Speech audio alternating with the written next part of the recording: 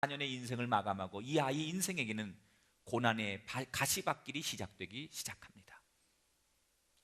홀어머니와 그리고 자기 누나와 그리고 밑으로 그 사이에 동생이 둘이 태어났는데, 이 사남매가 쭉 그렇게 어렵게 살아가는데, 이 아이가 초등학교 때 우연히 학교에서 공놀이를 하다가 공에 눈이 맞아서 눈을 실명하고 맙니다.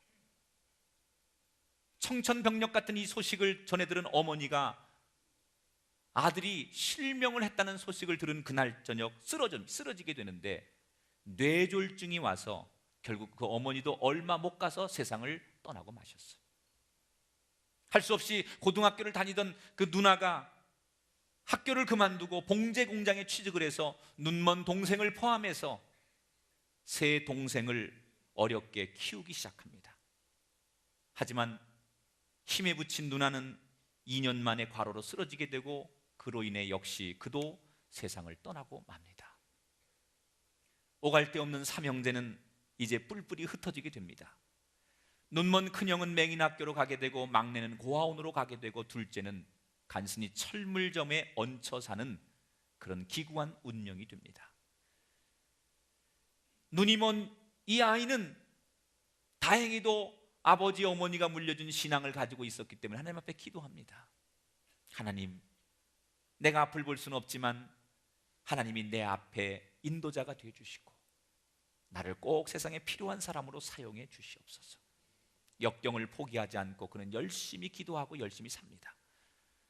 그리고 그의 나이 18살 되던 해에, 그 나이면 남들은 다 대학에 진학할 나이지만 이 소녀는 뒤늦게 배움의 열정을 가지고 18살 나이에 중학교에 1학년으로 입학을 합니다. 그리고 열심히 공부해서 6년이 지난 뒤 그 아이는 보통 사람들의 생각을 뒤집고 우리나라 최초로 연세대학교에 시각장애인으로 입학을 하게 됩니다. 연세대학을 졸업한 그는 미국 유학길에 오르게 되고 공부하고 공부를 해서 드디어 세계 500대 명사 가운데 한 사람으로 선정되기도 했고, 미국의 백악관 보좌관을 지내기도 했습니다. 그가 바로 우리가 잘 아는 강영우 박사. 그는 교회 장로이기도 합니다. 미국에는 공무원이 450만 명이 있습니다. 근데 그 중에 대통령이 직접 임명하는 공무원이 2,500명입니다. 그 대통령이 직접 임명하는 2,500명의 공무원 가운데 상원 의원들에게 인준을 받아야 하는 공무원이 500명이 있습니다. 450만 가운데 2,500명을 대통령이 직접 임명하고 그 2,500명 가운데 다시 500명을 상원으로부터 인준을 받아야 되는데, 그 중에 그 500명 안에 들어가는 한 사람이 바로 강영우 박사였다는 거예요. 그래서 이 500명의 이름 앞에는 반드시 honorable이라고 하는 그런 타이틀이, 존칭이 붙는다고 해요. 평소에 세상의 빛을 보지 못했던 그에게 자신의 고난과 역경을 글로 옮긴 A Write in My Heart라고 하는 책에서 그는 이렇게 자신의 인생을 고백합니다. 내가 앞을 보지 못하게 된 연약함은 하나님의 은혜였습니다. 내가 초등학교 때 우연히 친구가 던진 공에 맞아 앞을 볼 수 없게 된 그 사건이 내가 평생을 살아오는데 그것이 은혜였습니다. 그 책에 그는 이렇게 계속해서 이야기합니다. 고난과 역경을 대하는 두 가지 부류가 있다. 첫 번째는 99%의 사람들은 절망과 포기를 하지만, 또 하나의 부류 1%는 기회로 그 고난을 삼는다. 그런데 그 1% 고난을 기회로 삼는 사람들은 어떤 사람들이냐? 오직 자신의 연약함을 하나님의 은혜로 인정하는 사람들이다. 하나님은 가장 약한 자를 돌보신다. 약한 자를 통해 역사하시고 진실로 나의 연약함을 하나님의 은혜로 여기고 모든 영광을 내가 주님께 돌려드렸더니 주님께서는 그 영광을 오히려 내게로 다시 되돌려 주셨다. 사랑하는 여러분,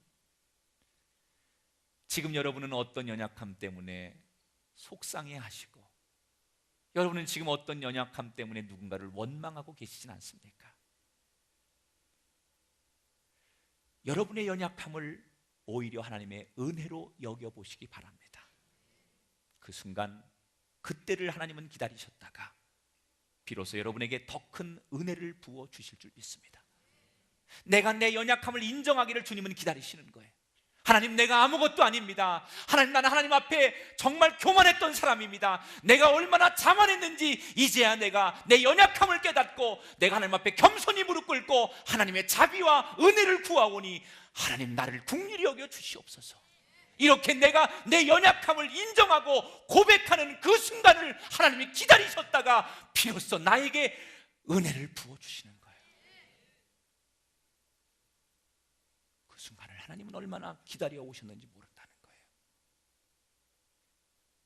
내가 내 연약함을 인정하지 않으면 하나님의 은혜가 임할 수 없어요. 여러분, 이 사도 바울이 연약했기 때문에 기도한 거 아니에요? 연약했기 때문에 무릎 꿇은 거 아니에요? 내가 강하다고 생각하고 내가 문제없다고 생각하고 내가 뭐든지 할 수 있다고 생각하는 사람은 절대로 무릎 꿇지 않아요. 절대로 하나님 앞에 기도하지 않아요. 절대로 하나님의 은혜를 구하지 않아요.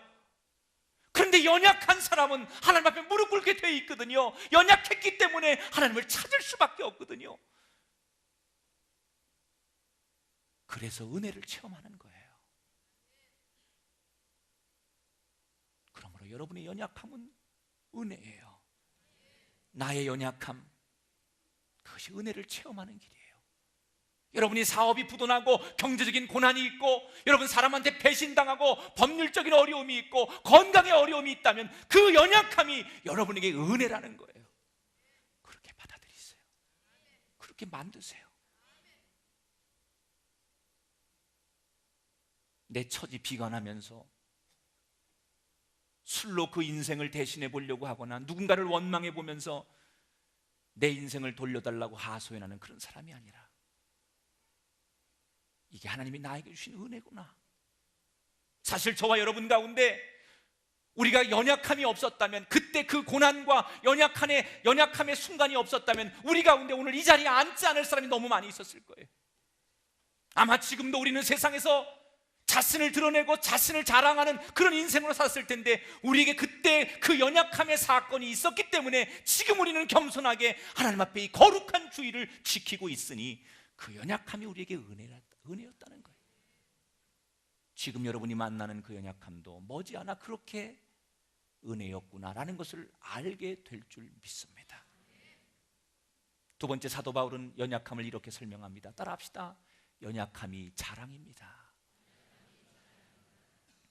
계속해서 9절 말씀을 볼게요. 사도 바울이 이야기합니다. 같이 읽어봐요. 시작.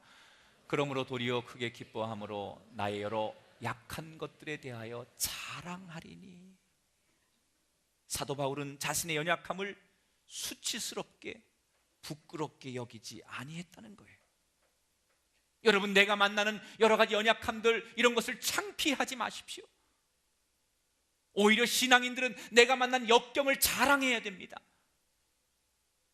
세상 사람들은 자신의 능력을 자랑하고 교만하며 살아갑니다. 인간의 힘으로 뭐든지 할 수 있다는 자만심에 차 있습니다. 그러나 우리는 절대로 그런 세상 사람들의 것들을 자랑하는 거에 휩쓸려 가면 안 된다는 거예요. 세상 사람들이 자랑하는 게 뭡니까, 여러분? 돈? 여러분, 돈이라는 게 없어지는 거 아닙니까, 결국은? 돈은요, 돌고 돌고 돌아서 돈이에요. 돈은 공평한 거예요. 한 세대가 지나면, 두 세대가 지나면 반드시 돌아요. 돈이라는 게 영원히 그 사람한테 있는 게 아니에요. 돌고 도는 거예요. 여러분한테도 돌고 돌아서 갈 때가 있으니까 기다려봐요. 근데 문제는 자기한테 올 때가 됐는데 그걸 못 참아. 올 때가 다 됐는데 왜 안 오지? 그리고 딴 데를 가는 거야. 그래서 돌고 도는데 자기 차례가 안 오는 거예요. 좀 기다려봐요. 어이구. 세상 사람들이 자랑하는 명예라는 게 여러분 영원합니까? 없어지는 거 아닙니까? 명예라는 게 한때 사람들에게 참 좋은 거지만 다